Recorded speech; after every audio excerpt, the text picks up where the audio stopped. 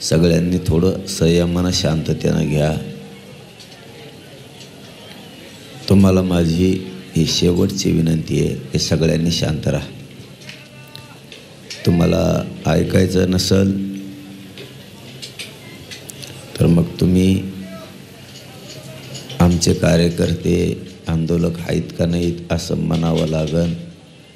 आणखीन आम्ही तसं म्हणलो नाही, पण सगळ्यांना हात जोडून विनंती आहे, CST असो किंवा कुठलाही परिसर असो, सगळ्या मराठा पोरांनी आंदोलकांनी शांततेत राहावं. आपण आणखीन थोडे दिवस वाट बघू. किती वेळ लावतोय मुख्यमंत्री द्यायला, कितीक मराठ्याच्या पोराचं वाटोळं करायचं आहे, मराठ्याला का द्यायचं नाही, त्याला मराठ्याचा एवढा राग कशामुळे आहे. थोडे दिवस थांबा, वाट बघा. सगळ्यांना विनंती माझी, सगळे शांत राहा. पत्रकार बांधवांना सांगतो, पोरं हुल्लडबाजी करत नाही आहेत, सरकार हुल्लडबाजी करत आहे. सरकारला 4 महिन्यापूर्वी सांगितलं होतं आम्हाला मुंबईला यायचं नाही, आमची आरक्षणाची मागणी सोडवा. या हुल्लडबाज आणि माजमस्तीत जगणाऱ्या मदमस्त मुख्यमंत्री, माजलेल्या मुख्यमंत्र्यानं जाणून बुजून मराठ्याचा प्रश्न सोडला नाही. अशांतता व्हावी म्हणून कोणाचंही ऐकलं नाही. मनमानी करणारा स्वतःचाच हाकीत होतो. तो म्हणून तसंच वागलं पाहिजे असा एकलखोरा आपल्या बुद्धीचा मुख्यमंत्री लाभल्यामुळं महाराष्ट्रात हे असलं व्हायला लागलं आहे. हुल्लडबाज मुख्यमंत्री बारीक लेकरासारखं हमेशाच मराठ्यांना हिनवतो, बालबुद्धी असल्यासारखे मराठ्यांना छेडतो, अपमान करतो. हुल्लडबाज आंदोलक नाही आहेत तर देवेंद्र फडणवीस आहे. त्याला आम्ही 4 महिन्यापूर्वी सांगितलं होतं आम्हाला मुंबईत यायचं नाही, आरक्षण देऊन टाक. हे पत्रकार बांधवांनी सगळ्यात आधी समजून घ्या. गोरगरिबांच्या लेकराच्या भावना समजून घ्या. हुल्लडबाज सरकार एका पोरं आहेत. त्याला आम्ही सांगितलेलं 4 महिने झालं, त्याने ऐकायला पाहिजे होतं. त्यामुळं मीडियाच्या बांधवांनी त्याला बोललं पाहिजे, गोरगरीब शेतकऱ्याच्या पोराला बोललं नाही पाहिजे. हे जरा समजून घ्या. आज आम्ही तुमच्या दारात येत, तुम्ही जर काही शब्दप्रयोग करताल तर मग काही मीडियाबद्दल आम्हाला पण विचार करावा लागणार आहे.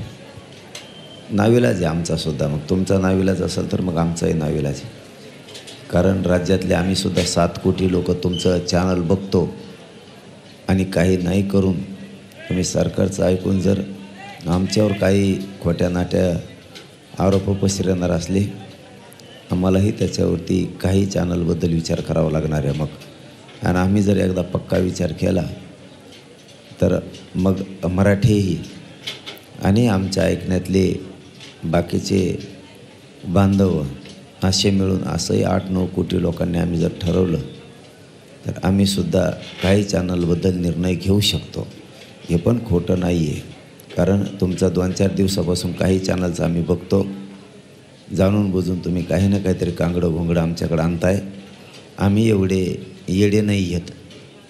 तुम्हाला सरकार लागत असेल, पक्ष लागत असेल, त्याच्यामुळं तुम्ही खोटे नाटे आरोप करून काहीतरी रंगायचा प्रयत्न करता. रंगू नका.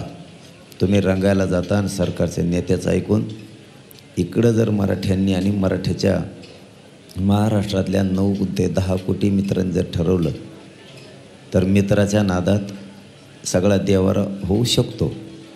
कारण आपण एकदा बोललो ते करीत असतो, त्याचाही तुम्ही बारीक विचार करावा. 3 दिवस झालं तुमचं पण आम्ही काही जणांचं ऐकलं. आता आम्हालाही संशय यायला लागला तुमच्याबद्दलसुद्धा, काही चॅनलबद्दल. त्या चॅनलवाल्यांनी पुढच्या काळात विचार करावा की हुल्लडबाज पोरं नाही तर मुख्यमंत्री आहे. तुम्ही काही कांगडे घोंगडे ऐकणार आणि आम्ही तुमच्याकडे आलो म्हणून तुम्ही ऐकणार. आम्ही ऐकून घेणार असे आम्ही पण नाही आहेत.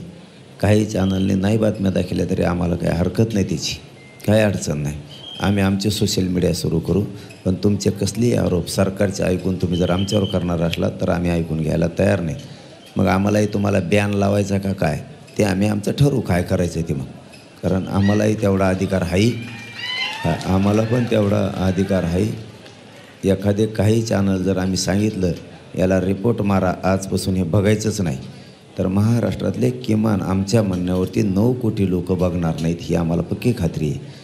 त्यामुळं सरकारचं ऐकून तुमचाही देवारा करून घेऊ नका. कारण एक दिवस ऐकलं, 2 दिवस ऐकलं, तिसऱ्या दिवशी पण तुमचं तेच सुरू आहे पुन्हा. याचा अर्थ काही चॅनल जाणून बुजून देवेंद्र फडणवीसचं ऐकून आमच्यावरती त्रागा व्यक्त करायला लागलेत. तुम्ही काय खोटं दाखवणार आहेत, आमचं आहे ते आहे काय दाखवणार आहेत तुम्ही. पण त्याच्यात तेव्हा संशय येतो. कारण काही असतात, वेळ आली तर नाव पण घेईन मी, वेळ आली तर नाव पण घेईन मराठीविषयी तुम्ही कसं चालता म्हणून. पण आता इथून पुढं तरी आमचं चॅनलवाल्याला हात जोडून विनंती आहे, हुल्लडबाज आंदोलक नाही आहेत, हुल्लडबाज सरकार आहे. त्याला 4 महिन्यापूर्वी आम्ही सांगितलं होतं आरक्षण दे, आम्हाला मुंबईला यायचं नाही. हे प्रश्न तुम्ही मुख्यमंत्र्याला विचारा. आमचं कशाला दाखविता? आम्हाला झोपायला जागा नाही, बसायला जागा नाही, खायला जागा नाही, हाई ते दुकानं बंद केली, आमची मागची लाईट बंद केली, ते दाखवलं का तुम्ही? दाखवलं का रे? पोरांचे काय हाल चालले आहेत, काय नाही चालले आहेत, गाड्या आडवीत आहेत, जेवणाच्या गाड्या आडवीत आहेत. उठलं सुटलं की आंदोलकाने असं केलं, आंदोलकाने तसं केलं. काय अडचण नाही, तुम्हाला दाखवायचं दाखवा, नाही दाखवलं तर आमची सोशल मीडिया आम्ही चालू, आम्ही जातवान लढणार आहेत. तुम्ही उगाच काहीतरी सरकारचं ऐकून आमच्या मागं लागता आणि हे सुद्धा चांगलं नाही. मग असं असतं का कुठं? तुम्ही आम्हाला दाखवायला लागलात म्हणजे का तुम्ही कसं वागणार असं थोडं आहे. बरं, परवा ऐकलं तुमचं, 13वा ऐकलं, काल पण ऐकलं, ठीक आहे. तुम्ही रोज तेच जर कांगडे घोंगडे आमच्यावर सरकारचं ऐकून करणार, आम्हीही तुमच्या चॅनलबद्दल विचार करणार, 100% करणार. बघा करतो का नाही. एकदा जर मी शब्द फेकला ना, सगळे रिपोर्ट मारून टाकते. DTH असो, तुमचं काही असो, काही एक चॅनल बघणार नाही तुमचं. जे सांगितलं नाव घेतलेलं चॅनल बघणारच नाहीत मराठी. म्हणून पोरं उल्लडबाज नाहीत, पोराची भावना समजून घ्या. पोराचं म्हणणं इथं चिखल आहे, रेंदा आहे, सरकारनं सुविधा नाही केली, जबाबदारी सरकारची असती, जेवणच आमचं बंद केलं. बरं, आम्ही जेवायला आणलं तर आमच्या गाड्या अडल्यात, हे पोरांचं म्हणणं आहे. तुम्ही उठलं सुटलं की तुमचंच तुंतुन वाजता, सरकार सांगन तसं लावा अशा बातम्या, हे लगेच तुम्ही तशा लावता. आम्हाला ते पण रिपोर्ट येतं, कोण सांगत आहे, तुम्ही कोण पत्रकार, कोण अँकर, कोणत्या मंत्र्यात जवळचा आहे, ती पण रिपोर्टिंग येते आम्हाला. मी जर नावं सांगितले ना, तुमच्या पायाखालची वाळू सरकन तुमच्यासुद्धा. मी खोटं बोलत नाही. 2 वर्षात एकदाही मी मीडियाबद्दल आणखीन बोललो नाही, एकदा पण मीडियाबद्दल बोललो नाही. इतके मीडियावर प्रेम आणि माया करतो. इथं आल्यावर थोडंसं आम्हाला चतुरपणा दिसला काही जणात, म्हणून हे बोलायला लागलो. मी 2 वर्षात बरं शब्द काढलेला नाही. देवासारखे आहेत चॅनलवाले आणि पत्रकार, देवासारखे. पण इथं आल्यावर काही जण चाबरेपणा ते दिसला आम्हाला, लक्षात आलं चाबऱ्यापणा आमच्या. ठीक आहे, आम्हाला नीट करायचं. तुमच्या एकट्यामुळं तुमच्या संपादकाला अडचण येणार आणि तुमच्या चॅनलला अडचण येणार, हे पण ध्यानात ठेवा तुम्ही. माझं म्हणणं पुन्हा एकदा समजून घ्या, तुमच्या एका पत्रकारामुळं तुमच्या संपादकाला आणि चॅनलला अडचण नाही आली पाहिजे या मताचा मी आहे. आणखीन मी नाव घेतलं नाही, मला घ्यावं लागेल नाविलाजी. मग नंतर माझं पोरांना हात जोडून विनंती, पोरावर होत असतं कमी जास्त झालं तर होऊ द्या. पोलीस बांधवाला सहकार्य करा, मुंबईतल्या सामान्य लोकांना सहकार्य करा. सगळ्यांनी CST असं मी तिकडे पुढं असताना ते जागा सोडून द्या. अरे मी तुमच्यासाठी पोरं आज उठता बसता आहे ना, आता मला या अंगावरचे या अंगावर होत आहे ना, तुम्ही जरा समजून घ्या. मला तुम्ही जर उपोषणासुद्धा बोलायला लावित असताना तर काय अर्थ आहे का त्याला?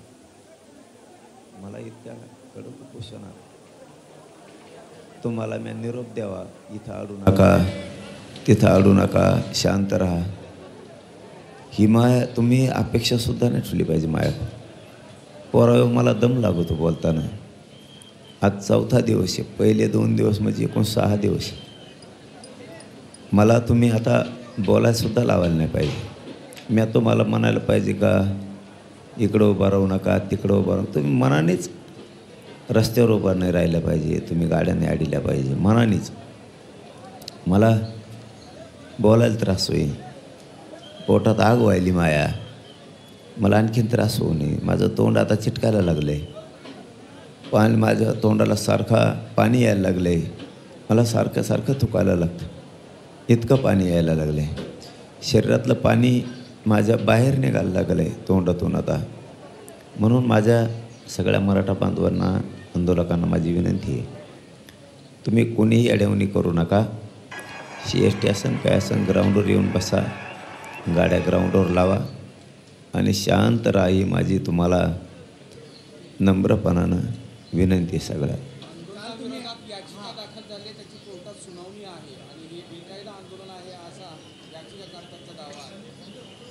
कायदा सोडून कुठंही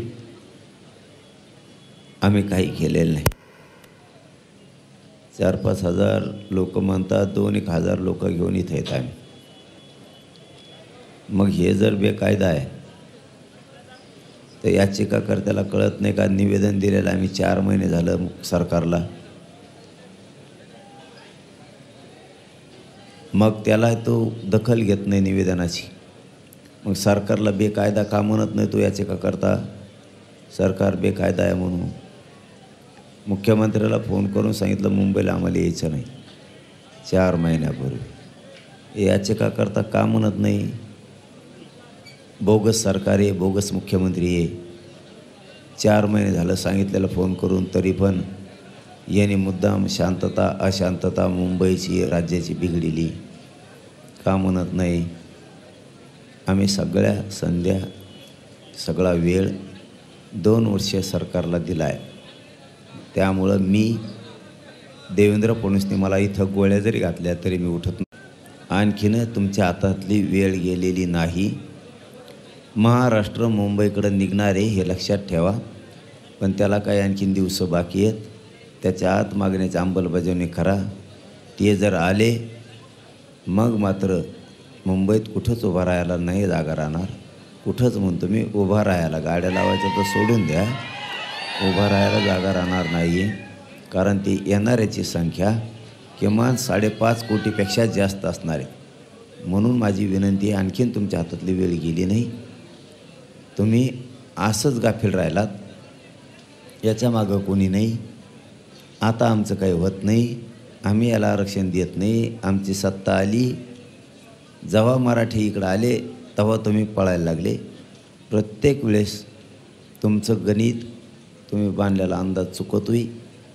त्याच्यामुळे तुम्ही एक गोष्ट लक्षात ठेवा, तुम्ही माझ्याबद्दल आयुष्यात विचार करू नका. मी विचित्र रसायने, मी विचित्र आहे. माझा समाज मला आयुष्यात सोडू शकत नाही.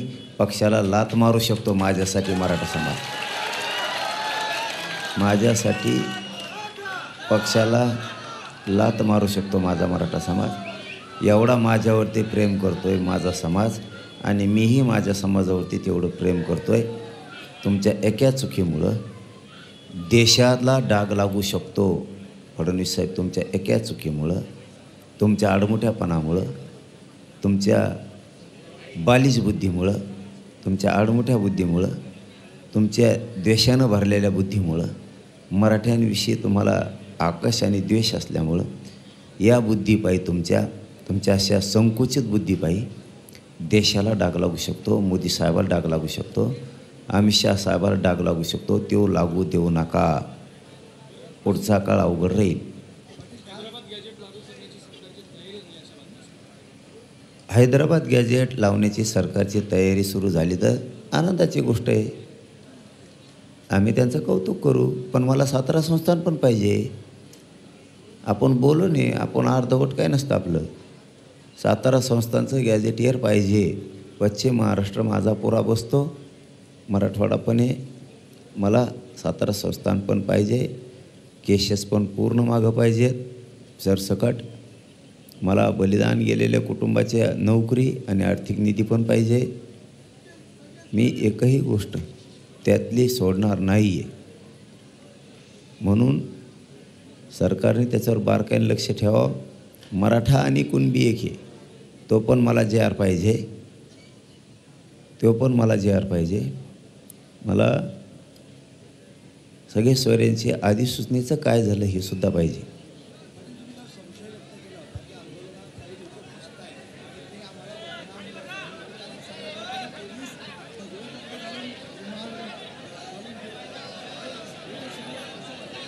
हां, मी तुम्हाला त्याच वेळेस सांगितलं होतं. मी आंदोलनाच्या अगोदर 1 महिना सांगितलं होतं की देवेंद्र फडणवीस पोलिसाचा वापर कार्यकर्ता म्हणून करतो. देवेंद्र फडणवीस पोलिसांचा वापर कार्यकर्ता म्हणून करतो. त्यांचे काही लोक आमच्यात घालून तेच हुल्लडबाजी करणार आणि आमच्या आंदोलकावर घालणार. ते आमचे कार्यकर्ते नाही आहेत. त्याला जबाबदार देवेंद्र फडणवीस असणारे पोलिससुद्धा जाणून बुजून, हे देवेंद्र फडणवीसला माहीत आहे का नाही मला माहीत नाही, पण काही पोलीस असे आहेत जातीवादी की ते मराठ्याच्या पोराला उचकीत आहेत आणि त्या पोरांना सांगतात असं आरक्षण मिळत नसतं, तुम्हीच थोड्या उड्या हाणा. मग पोलीसच हे घडून आणतात. काही पोलिस गाड्या आडीतात, देवेंद्र फडणवीसने आडायचं सांगितलं म्हणतात. बघा, देवेंद्र फडणवीस जर ऐकत असला तर काही पोलीस असं सांगतात की तुम्ही गाड्या आडा मग आरक्षण मिळतं. काही पोलीस असं करतायत, गाड्या आडीत आहेत आणि म्हणतात मला देवेंद्र फडणवीसने गाड्या आडीत सांगितल्या, डायरेक्ट नाव सांगत आहेत. काही पोलीस रुमाल घालतात, देवेंद्र फडणवीसने रुमाल घालायचं सांगितलं म्हणतात. हे प्रकार व्हायला लागलेत. त्याच्यामुळं माझ्या जर एकाही पोराला जर लागलं ना तर पुन्हा महाराष्ट्र कधीच सुरू होऊ देणार नाहीत. मराठी जर एका पोराला काठी लागली तर पुन्हा मुंबईसह महाराष्ट्र कधीच सुरू होणार नाही. माझ्या पोराला दादागिरी करायची नाही, हे मी सरळ सांगतो. माझ्या पोराची काही चूक नाही. आम्ही तुम्हाला 2 वर्षापासून सांगतो आरक्षण द्या. माझ्या जातीची पण काही चूक नाही. माझ्या जातीला इतकी अडत काढता तुम्ही, आमचं आरक्षण असून देत नाहीत. चल, धन्यवाद.